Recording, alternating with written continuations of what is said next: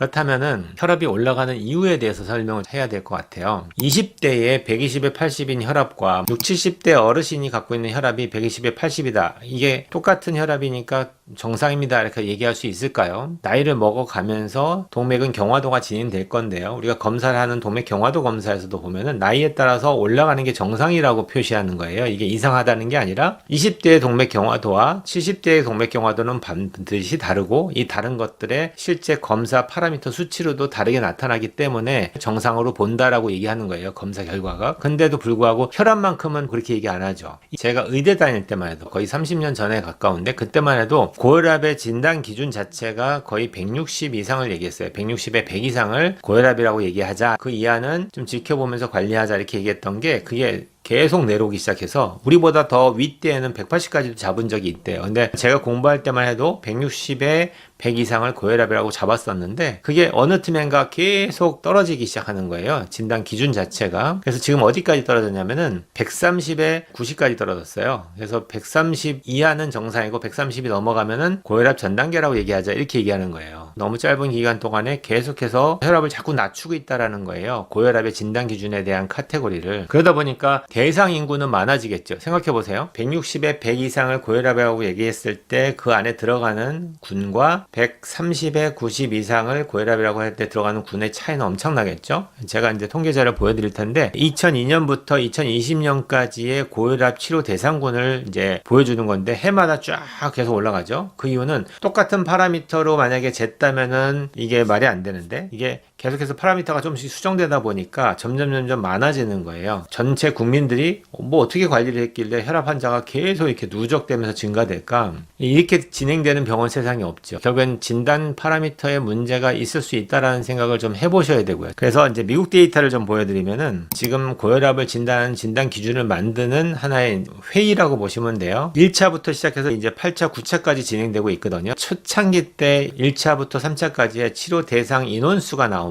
러프하게 250만 명 가까이가 치료 대상군으로 잡히게 되는데 계속해서 혈압 카테고리를 낮추다 보니까 마지막에 5차에서 7차로 넘어갈 때쯤 되니까 몇 배가 증가하냐면 12배 정도가 증가돼요. 그때는 2,700만 명 정도가 그 카테고리에 들어서 치료를 해야 되는 사람이 돼버린 거죠. 과거 같으면 들어가지도 않은 환자인데 그럼 이렇게 대상군이 늘어나면 어떤 현상이 벌어질까요? 당연히 병원에서는 그 대상군한테 약을 처방하는 걸 권하게 되고 약을 처방해서 먹는 사람이 늘어나겠죠. 약 매출이 증가될 수밖에 없는 상황이 벌어지다 보니까 어떤 제약회사에서 혈압약 하나를 개발해서 그것 때문에 이루어지는 매출 규모가 거의 조 단위가 넘어갑니다. 조 단위가 넘어가는 사업을 포기할 사람이 있을까요? 그러면 어떤 기준을 정하는 목적이 있어야 되잖아요. 우리가 고혈압의 기준을 딱 정해서 철저히 관리해야지 얻어지는 이득이라는 게 있어야 되는데 그걸 한번 생각해 보세요. 혈압이 높게 되면 생기는 위험성 중에서 가장 걱정하는 게 뇌출혈입니다. 실제 우리가 통계를 내보면은 뇌졸중 안에서 뇌출혈이 차지하는 비중은 15% 정도밖에 안 돼요. 그러면 나머지 85%는 뭐냐? 그게 뇌경색입니다. 그 얘기는 완전히 반대죠. 뇌경색의 의미는 혈관이 쪼그라들어서 막혀서 브러드 서플라이를 못 해주는 상황을 얘기하는 거고요. 뇌출혈은 혈관이 터져서 생기는 병을 얘기해요. 근데 프로테이즈를 따졌을 때는 뇌경색이 훨씬 더 많은데 만약에 혈압 높은 사람이 혈압약을 먹고 혈압을 낮추면 뇌경색은 어떻게 될까요? 당연히 더 증가합니다. 그럼 여기서 좀 아이러니한 생각이 들으셔야 돼요. 프로테지가 더 높은 거는 그 병이 더 많다는 얘기인데 그 병이 많은 사람을 더 심화시킬 수 있는 치료법을 사용하고 프로테지가 적은 15%밖에 안 되는 뇌출혈 환자를 위해서 고혈압약을 먹는다? 이게 과연 옳으냐는 거죠. 그럼 제가 환자들한테 설명하는 혈압에 대한 기본 개념을 좀 설명을 드려볼게요. 우리나라는 너무 좋은 시스템이 뭐냐? 저녁 때 오달 내면 그 다음날 아침에 배달을 해줘요. 오늘 주문하면 내일 받을 수 있는 나라가 우리나라입니다. 그 정도로 데리버리가 좋은데 이걸 제가 이제 이 혈관의 비유를 들게요. 혈관은 도로라고 생각하시면 좋아요. 그리고 세포, 우리 몸이 다 전체 세포로 되어 있잖아요. 전국 방방곡곡의 집을 다 생각하시면 그 집이 세포라고 이해하시면 돼요. 그러면 그 집에서 오달 내겠죠. 나 뭐 좀 갖다 줘 이러면은 그 다음날 배송이 와가지고 집 앞에다 배달을 해주잖아요. 그게 결국에는 혈액을 타고서 배달해 주는 건데 뭘 배달하냐? 산소를 공급하고요. 영양소를 공급하고요. 전기를 공급하고 수도를 공급하는 거예요. 그게 이제 집이 살 수 있어지잖아요. 그리고 쓰레기 나오죠? 그럼 쓰레기를 바깥에다 내두면은 아침마다 쓰레기차가 가지고 갑니다. 이게 결국에는 도로를 통해서 이루어지죠. 그게 혈관이 하는 일입니다. 혈액은 그 모든 것들을 공급하는 거고요.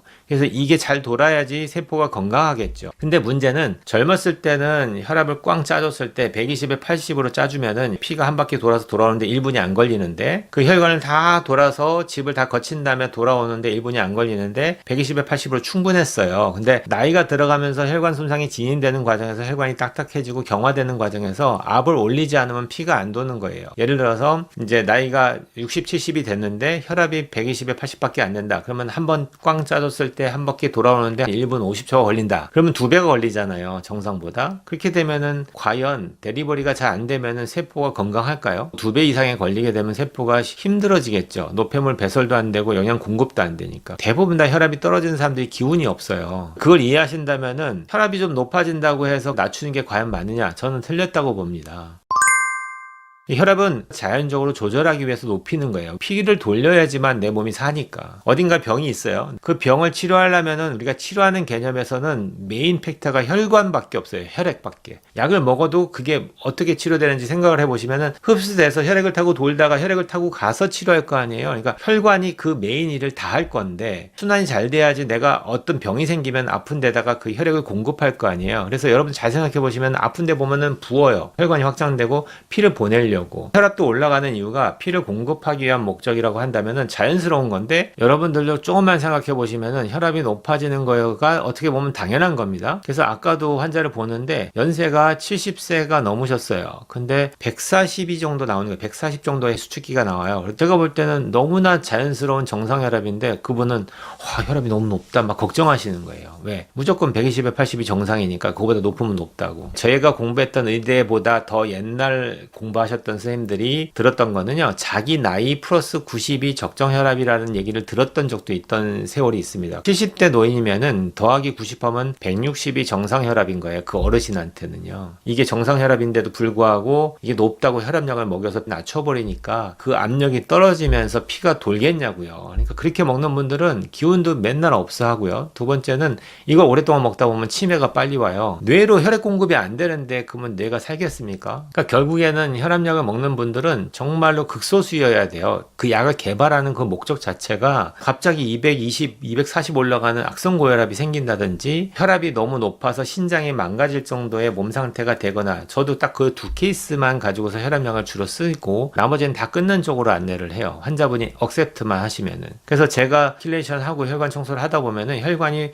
플렉서블해지고 부드러워지니까 혈압을 많이 안 짜도 피순환이 좋아질 거 아니에요. 그러면 저절로 혈압이 떨어집니다. 혈압약을 안 써도요. 그게 자연적인 거죠. 그러니까 내가 인위적으로 혈압을 조절하지 않고 몸 스스로가 혈압을 조절할 수 있게끔 해주는 게 기능의학적인 치료의 마인드가 될 거예요. 근데 아직 아무리 기능의학을 공부했어도 그쪽에 관련돼서 아무것도 의문을 제기하거나 생각해 본 적이 별로 없으신 분들은 습관적으로 혈압이 높다면 혈압약이 나가게 돼버리죠. 그러면 절대 안 됩니다. 그래서 저는 웬만해서는 160, 170, 180까지도 그분 상황에 따라서는 일단은 지켜보면서 될 수 있으면 얘가 떨어질 수 있게끔 안내하면서 몸을 컨트롤하는 걸 저는 주로 목표로 삼고요. 저는 많이 봅니다. 혈압약을 먹어서 힘들어하시는 분들을 끊었을 때 몸의 컨디션이 너무 좋아지고 피순환도 좋아지고요. 오늘의 잔소리는 여기까지 하겠습니다. 온 국민이 건강해지는 그날까지 닥터덕은 여러분과 함께합니다.